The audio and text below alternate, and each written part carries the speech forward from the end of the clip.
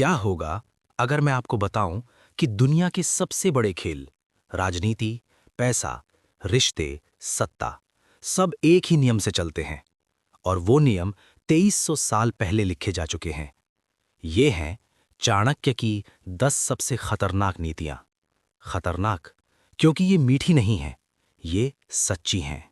नीति 1, अपने राज किसी को मत बताओ। चाणक्य कहते हैं, जब तक काम पूरा ना हो जाए अपनी योजना किसी को मत बताओ। क्यों? क्योंकि दुनिया में दो तरह के लोग होते हैं, जो आपका साथ देंगे और जो सही मौके पर आपका खेल बिगाड़ देंगे। राज शक्ति होता है और शक्ति सबको नहीं दी जाती। नीति 2, दुश्मन को कभी कमजोर मत समझो। सबसे बड़ी हार अक्सर घमंड से होती है। धनानंद ने यही गलती की थी। उसने एक ब्राह्मण को हल्के में लिया और वही ब्राह्मण उसके साम्राज्य का अंत बन गया। नीति 3, सांप जहरीला ना भी हो तो दिखना चाहिए। चाणक्य कहते हैं, निर्बल व्यक्ति भी अपनी कमजोरी जाहिर न करे। दुनिया दया से नहीं, प्रभाव से चलती है। अगर आप खुद को कमजोर दिखाते हैं तो लोग आपको कुचल देंगे। नीति 4, मित्रता स्वार्थ पर टिकी होती है। कड़वा है लेकिन सच है।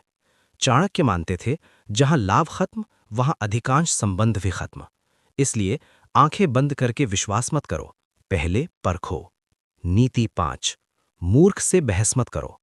मूर्ख व्यक्ति से तर्क करने वाला खुद मूर्ख बन जाता है। कुछ लोग समझने के लिए नहीं, हराने के लिए बहस करते हैं। ऊर्जा बचाइए, हर लड़ाई लड़ना जरूरी नहीं होता। नीति 6, समय सबसे शक्तिशाली है। ताकतवर राजा भी समय के आगे हार जाता है। चाणक्य ने सिकंदर के बाद का सही समय चुना।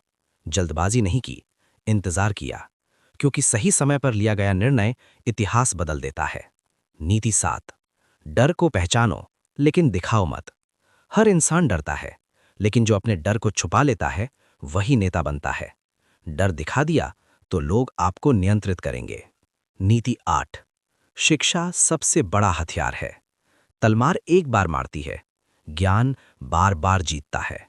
चाणक्य ने खुद राजा नहीं बना, उसने राजा बनाया। यही असली शक्ति है। नीति 9, लोभ विनाश की जड़ है। धनानंद के पास सब कुछ था, लेकिन संतोष नहीं था। लोभ इंसान को अंधा बना देता है और अंधा शासक ज्यादा समय टिक नहीं पाता।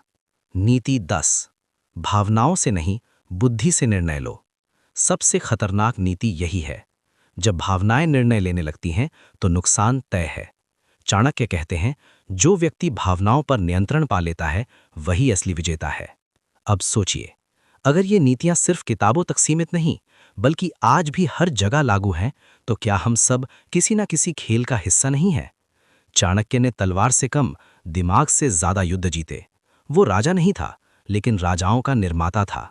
और शायद इसलिए आज भी उसका नाम डर और सम्मान दोनों के साथ लिया जाता है, क्योंकि जो चाणक्य को समझ लेता है उसे हराना